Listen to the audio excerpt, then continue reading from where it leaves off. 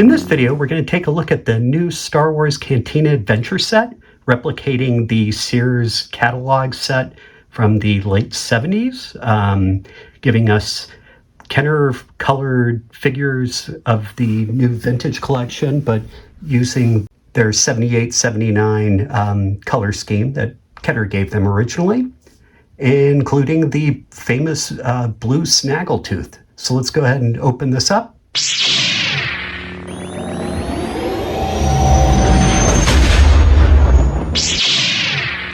All right, and first up, let's take a look at the box. Beautiful recreation of that Sears catalog set with some updated art on the side, and you basically get your vintage collection side or your don't poison children side here on the art, and showing the figures on the actual sort of, I guess, just I'm not even sure what that's called. I know they probably referred to it as a play set, but it's basically just a backdrop for this, kind of an alternative to the Kenner Creature Cantina set, which is the one I actually had as a child. Yeah, let's open it up. Here it is. So there's the four figures in all their glory, with Snaggletooth finally getting a card, an official card. Kind of looks, similar to what some of the bootleg figures have done in the past. But yeah, great job by Kenner or Hasbro in kind of recreating that look with these figures. And I actually, now I have this figure with this color scheme in Black Series and this one. So that's kind of cool that we can get him in here. And let's go ahead and here's the box, and you basically get the two figures on top there, and then somewhere under here is the actual backdrop. So let's go ahead and open this guy up. And so I think the only main difference, it's probably kind of a heavier cardstock than the original one. Has a nice, almost like even thicker than it's a bit thicker than the cardstock on the figures. And let's go ahead and set this guy up here. I didn't have this as a kid. I wasn't even aware of it. I think by the time this came along, my parents had switched to JCPenney, so I wasn't, I kind of missed out on this set. Yeah, so I don't have the original to go by here, but I'm guessing this cardstock is a lot thicker than the original. And of course, the one big difference between this set and the original is the lack of peg holes at the bottom here to hold the figures. There. Yep, basically looks like what it should. So that's always a good thing. Let's go ahead and get the figures open now. Now onto the figures. We'll go ahead and start off with Greedo, since I referenced him first. VC 378, if you care about such things. A little bit of a write-up there if you want to freeze frame that. So it's essentially identical to the one that comes in the new Cantina set, the HasLab set, but does just have, one of everything. There's no extra pieces other than his blaster. Really nice looking figure. Certainly a lot better than what we got in the late 70s. And I'm guessing this set is almost, kind of culminates the Return to Tatooine theme that the Vintage Collection has had this year. Accidentally ripped the card on the blue snag. One interesting thing is although actually, you know what, because Snaggletooth has basically the same blaster he has in the Cantina set, but with Snaggletooth, they gave him the Han Solo blaster and not the same blaster that he comes with if you buy the red one.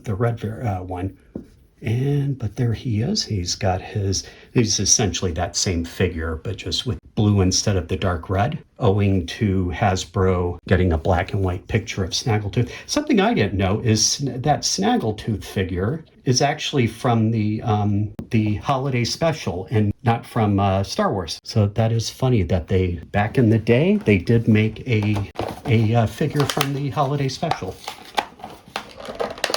So I guess that now we have 3 official Hasbro holiday special figures. We have the red Snag, we have the holiday special Chewbacca, and then that extra band instrument that is seen in Mos Eisley in the special that wasn't in the actual movie. True to Hammerhead's original figure, he has an Imperial blaster here, but this is a really nice figure. And I have to say the Snaggletooth, the Hammerhead figure, and I apologies, I do forget his real name. Oh, it's probably on the packaging, I would guess, right? Nope, just said, oh, and I guess that's a difference, is it just says Hammerhead on it instead of what the character's name is. Same thing with Snaggletooth, which I butchered here when I took the bubble off.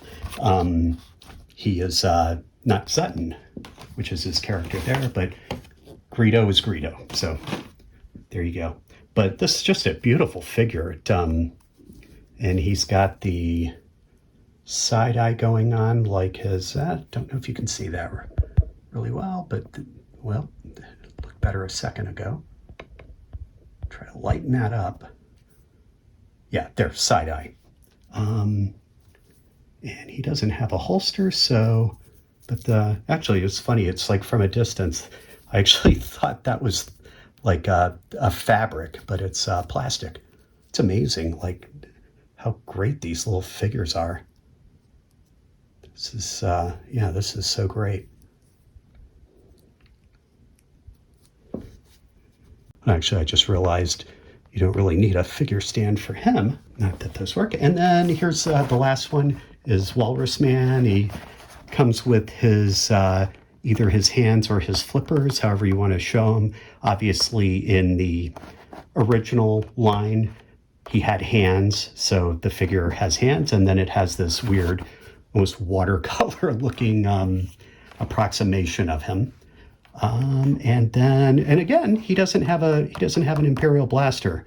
He has the same gun the Walrus Man that's already in the Vintage Collection has. So, but very nice adaptation of a Snaggletooth and Greedo got kind of screwed on these. It's like, they basically look like what they have to, but the coloring on this guy is pretty cool. So let's get them open and have a look. Oh, and I think as I was saying, so this is probably the last biggish release, I guess, we'll get for the Vintage Collection's Return to Tatooine theme. The only other thing I think Ben Kenobi has to come out later, comes out in a month, I think. Or at least that's, I think, when I'll get him. But with Ben Kenobi and then the 4-pack of Cantina figures. Yeah, I think he's kind of probably the most impressive looking one, actually. Very cool. Very cool. So go ahead and get him on a stand. And that is them. Good. Turn these around for you. If you've caught any of my previous Cantina videos, I did actually end up setting up another alcove or booth for them, specifically these 4 guys. So I will put them in their home in a minute.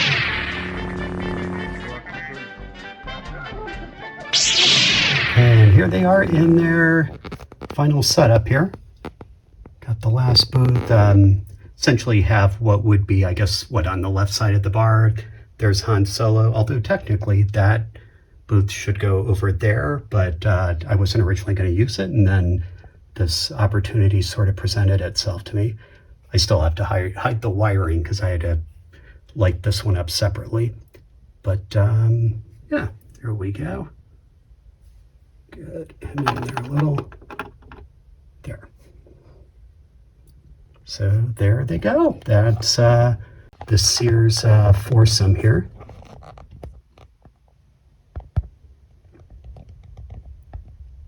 Because these were what, Christmas 78, I guess? Yeah, pretty cool.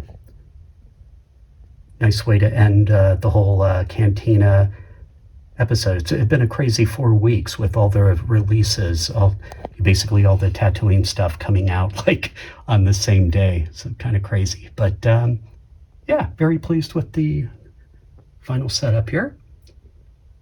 And it's kind of right in my wheelhouse as far as what I'm interested in. So cool. Hey, thanks for watching, and hope you found this useful. Thanks.